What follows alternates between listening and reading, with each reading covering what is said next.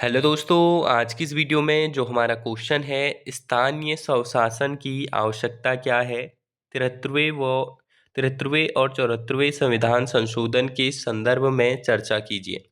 तो important question है, video को लास्ट तक देखिएगा। तो आंसर में लिखेंगे, स्थानीय स्वशासन लोकतांत्रिक व्यवस्था की आधारशिला है। इसका तात्पर्य ऐसी शासन प्रणाली से है जिसमें स्थानीय स्तर पर जनता द्वारा चुनी गई संस्थाएं अपनी क्षेत्र के विकास और प्रशासन से जुड़े निर्णय स्वयं लेती है। भारत जैसे विशाल और विविधतापूर्ण देश में स्थानीय स्वशासन की आवश्यकता और भी अधिक हो जाती है। इसी आवश्यकता को ध्यान में रखते हुए 73वें और 74वें संविधान संशोधनों द्वारा पंचायती राज और नगरीय निकायों को संवैधानिक दर्जा प्रदान किया गया। नेक्स्ट हेडिंग होगा, स्थानीय स्वशासन की आवश्यकता। स्थानीय स्वशासन से लोकतंत्र जमीनी स्तर और तक सुदृढ़ होता है। इससे आम नागरिकों की शासन में प्रत्यक्ष भागीदारी सुनिश्चित होती है और निर्णय अधिक व्यवहारिक तथा स्थानीय आवश्यकताओं के अनुरूप बनते हैं। यह प्रशासनिक विकेंद्रीकरण को बढ़ावा देता है, जिससे केंद्र और राज्य सरकारों पर बोझ कम होता है। स्थानीय समस्याओं का समाधान स्थानीय स्तर पर शीघ्र और प्रभावी ढंग से संभव हो पाता है।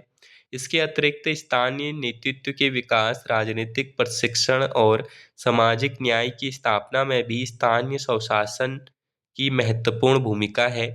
महिलाओं, अनुसूचित जातियों और जनजातियों के लिए आरक्षण ने वंचित वर्गों की भागीदारी को बढ़ाया है।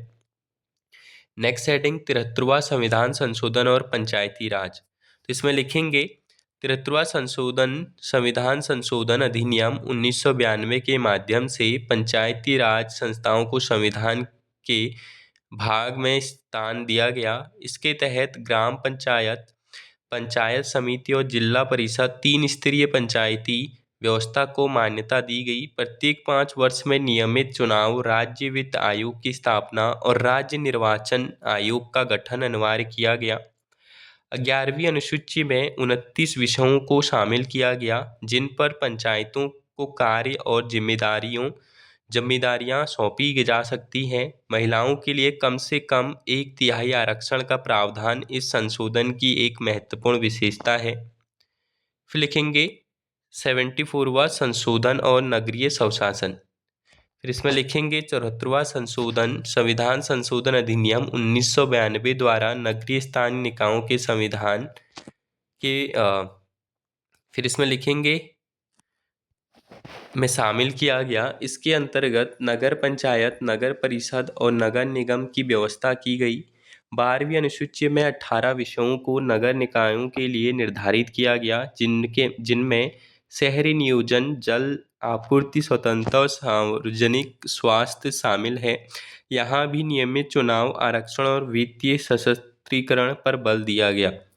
फिर लिखेंगे निष्कर्ष, 73वें और 74वें संविधान संशोधनों ने स्थानीय स्वशासन को संवैधानिक आधार प्रदान कर लोकतंत्र को जमीनी स्तर तक मजबूत किया। यद्यपि व्यवहार में वित्तीय और प्रशासनिक चुनौतियां बनी हुई हैं, फिर भी इन संशोधनों ने सहभागी लोकतंत्र और समावेशी विकास की दिशा में एक ऐतिहासिक कदम उठाया है।